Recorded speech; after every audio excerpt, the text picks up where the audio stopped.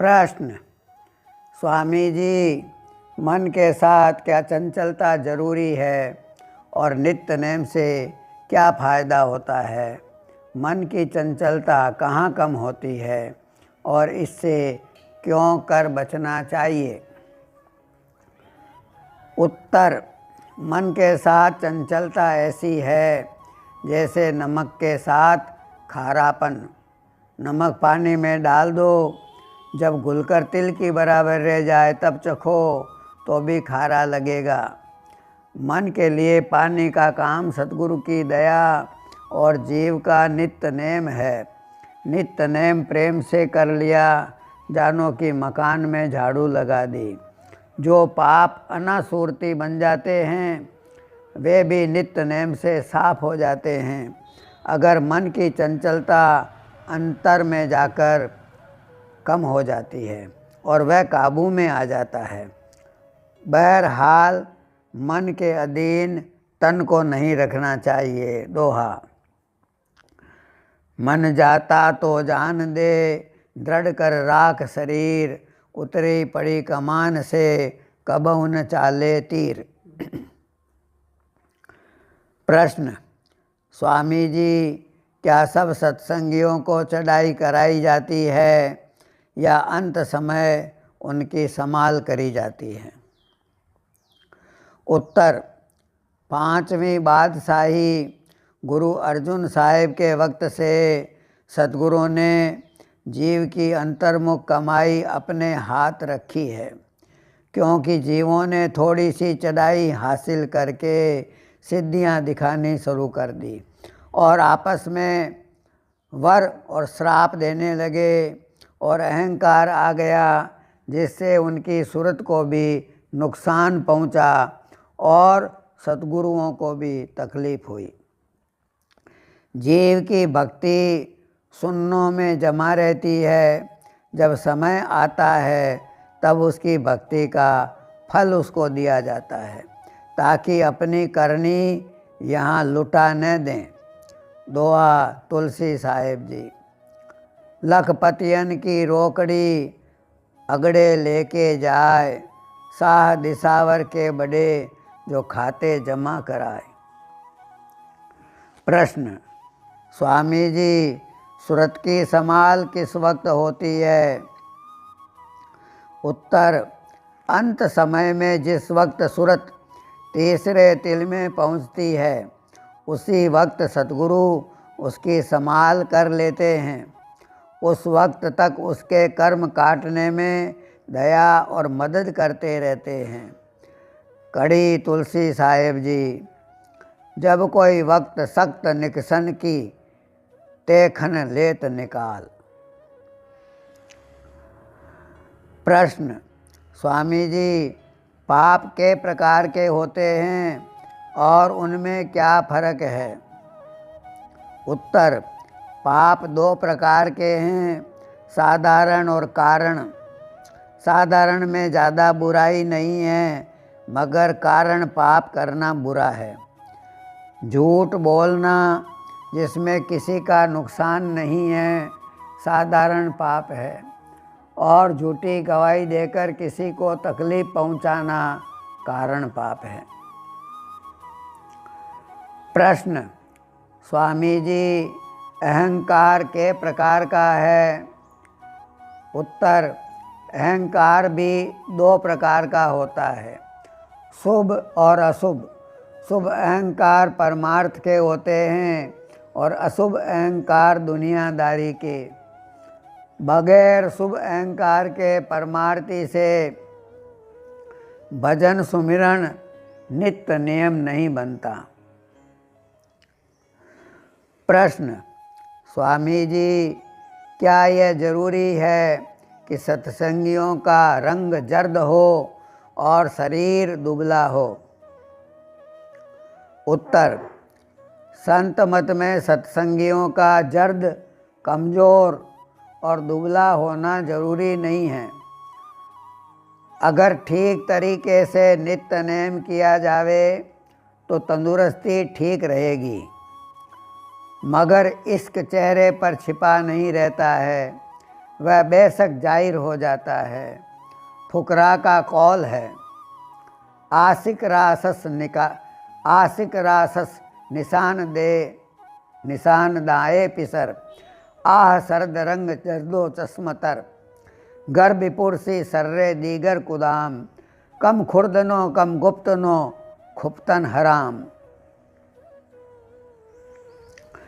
प्रश्न, स्वामी जी, राम और कृष्ण के अवतार किस मतलब के लिए आए थे और उन्होंने क्या किया? मोक्ष के बारे में उद्धव और अर्जुन को कृष्ण जी ने क्या उपदेश किया? उत्तर, राम और कृष्ण अवतार माया सबल ब्रह्म के थे और वास्ते संहार के आए थे। रामचंद्र जी ने परशुराम के 2 अंश खींचकर खुद चौथा अंश कला हो गए और रावण को मारा, जो किसी मामूली मनुष्य से नहीं मर सकता था। और कृष्ण जी जो निरंजन के हुक्म से आए थे, उन्होंने महाभारत कराई और कंस को मारा। मोक्ष नहीं दे सकते थे। जब उद्धव जी ने मोक्ष मांगी तो कहा कि मुक्ति बिना कष्ट नहीं मिलती, बद्रीनाथ पहाड़ पर जाकर तप करो। मोक्ष संतों के अधीन है। और अर्जुन को भी यही ताकीद की कि हे अर्जुन, योग कर। वेद तीनों गुणों का विषय है और जहाँ तक गुण है वहाँ तक आवागमन और 84 से छुटकारा न होगा। इनकी हद से परे पहुँच। प्रश्न, स्वामी जी, श्वासों का क्या हिसाब है और आयु किस तरह बढ़ सकती है? उत्तर, जीव को कलयुग में 96 करोड़ श्वास दिए जाते हैं। अगर बैठे में 12 तो चलते में 18, सोते में 30, मैथुन में 64 खर्च होते हैं। जो अपनी उम्र बढ़ाना चाहे तो श्वासों की रक्षा करे, आयु कुछ बढ़ जाएगी। प्रश्न, स्वामी जी, योगी जन दुर्मुकाम तक क्यों न पहुँच सके? उत्तर, माया ने पिंड में सब नकल ऊपर की रची है और पिंड में अंड के कमलों के अक्ष डाल दिए हैं। जीव इनको असली समझकर भूल में रहे। पहले युगों में जोगी जन इन्हीं को मथने में लगे, मालिक का दीदार न पा सके, थोड़ी सी सिद्धियां हासिल करके तृप्त हो गए। प्रश्न, स्वामी जी, धारा किसको कहते हैं और राधा किसको कहते हैं? उत्तर, सूरत की धार जिस वक्त तक पिंड और इंद्रियों की तरफ लग रही है उसको धारा कहा है। जिस वक्त सतगुरु की दया लेकर उल्टी और धुन को पकड़कर अंतर में चढ़ी उसको राधा कहते हैं। धुन के जरिए से स्वामी यानी धनी से मेल हो जाता है और यही मुराद कबीर साहब जी की है। कबीर धारा अगम की सतगुरु दई बताए, ताई उलट सुमिरन करो स्वामी संग मिलाए। यानी सूरत को इंद्रियों के घाट से उलटकर शब्द रूपी स्वामी में लगाओ।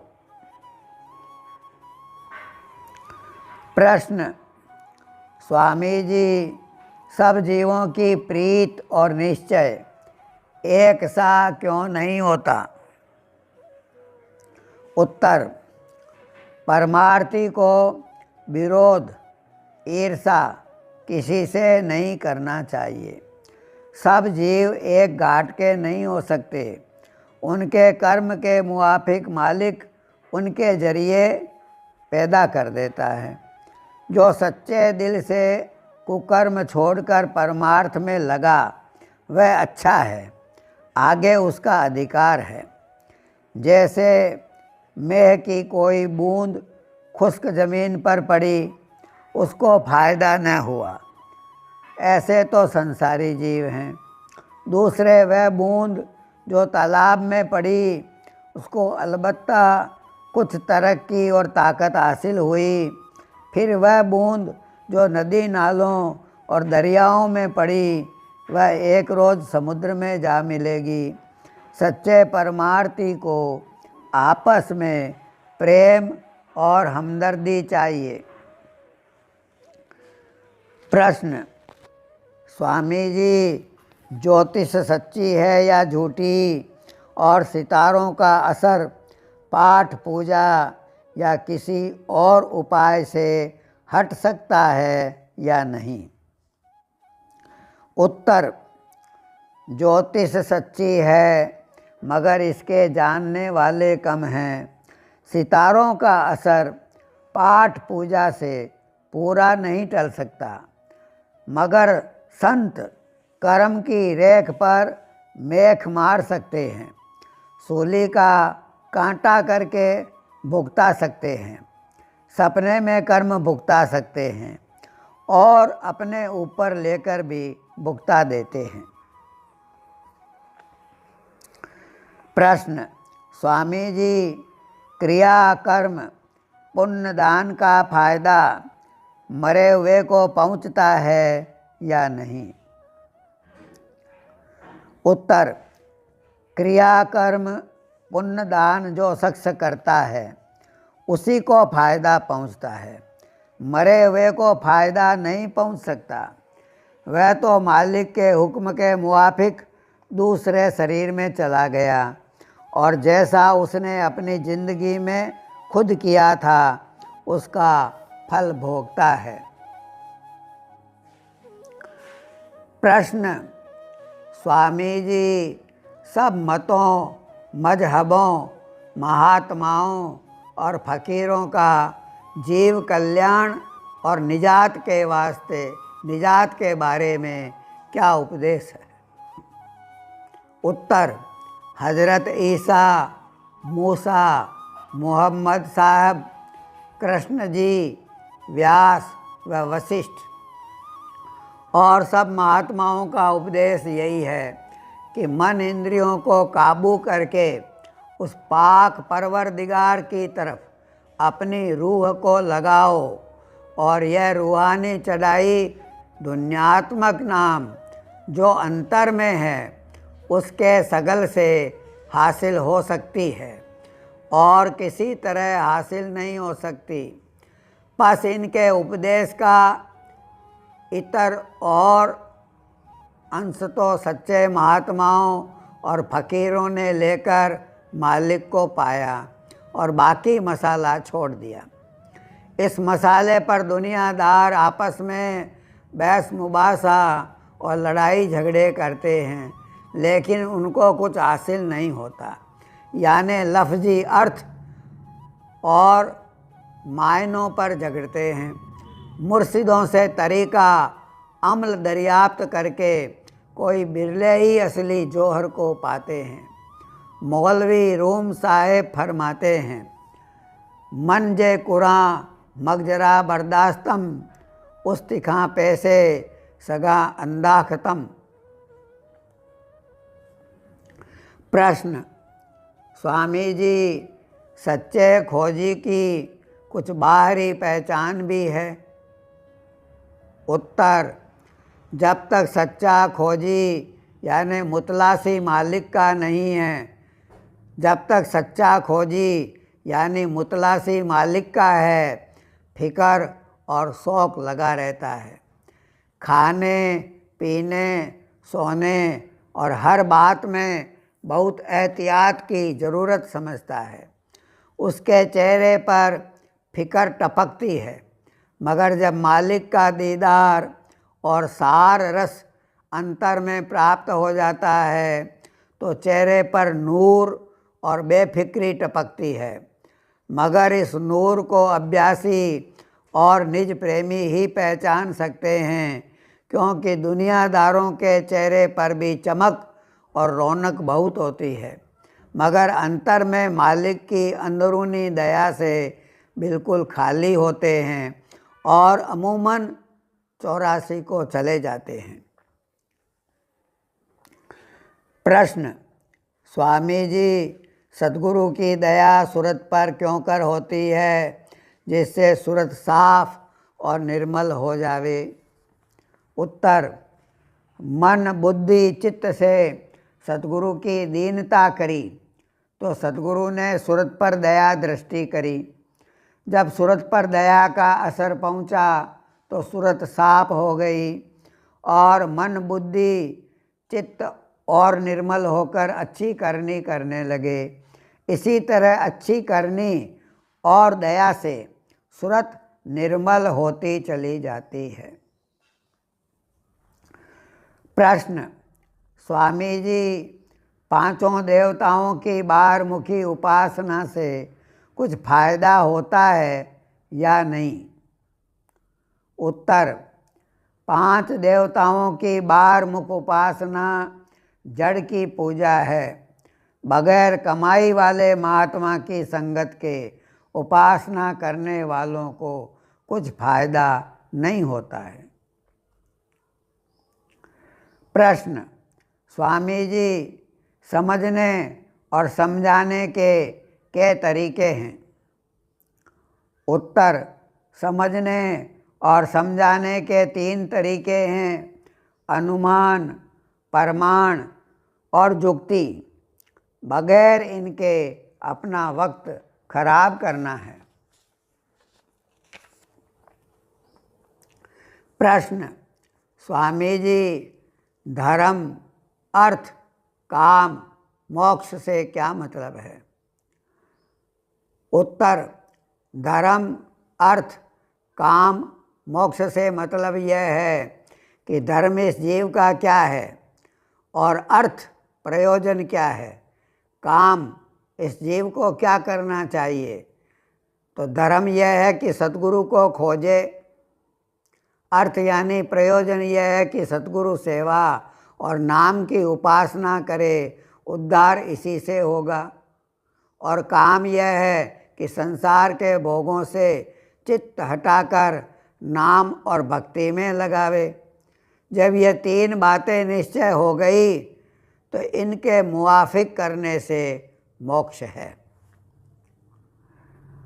प्रश्न: स्वामी जी, 10 इंद्रियों के भोग का पाप एक सा होता है या कम ज़्यादा?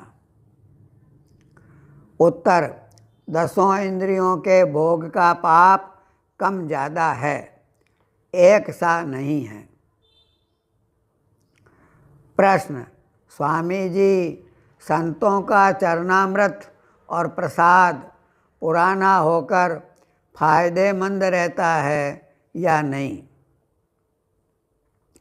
उत्तर: संतों का चरणामृत व प्रसाद ख्वाह नया हो ख्वाह पुराना फायदेमंद होता है। प्रश्न: स्वामी जी, धन सफल कैसे होता है? उत्तर: धन सफल वह है जो संत सद्गुरु की सेवा में खर्च हो। दूसरे दर्जे पर वह जो साध कमाई वाले की सेवा में लगे। तीसरे दर्जे पर वह है जो प्रेमी सत्संगी की सेवा में लगे। चौथे वह जो गरीब गुरबा जो मांग भी नहीं सकते उनको दिया जावे। प्रश्न: स्वामी जी, ब्राह्मण, भेष और दुनियादार त्योहारों पर तीर्थ स्नान को पर्वी मानते हैं। असल पर्वी कहाँ है? उत्तर: ब्राह्मण व दुनियादार संक्रांति, पूर्णमासी, अमावस्या, कुंभ व ग्रहण वगैरह के स्नान को पर्व मानते हैं। असल में वे और ज़्यादा मेले हो जाते हैं। असल पर्व संत सद्गुरु और पूरे साध के चरणों में और उनके सत्संग में है। नानक साहब जी फरमाते हैं, संसार रोगी नाम दारू मेल लागे सच बिना, गुरु बाक निश्चल सदा जाने साच निर्त मंजना। प्रश्न, स्वामी जी परमार्थियों के लिए सबसे बड़ा त्यौहार क्या है? उत्तर, जैसे दुनियादार अपने त्यौहार मनाकर खुश होते हैं, ऐसे ही सत्संगी अपने सद्गुरु के दर्शन करके, आरती करके और अंतरी मुकामात का हाल और भेद सुनकर खुश होते हैं और परमार्थी तरक्की हासिल करते हैं। बस सबसे बड़ा त्यौहार यही है।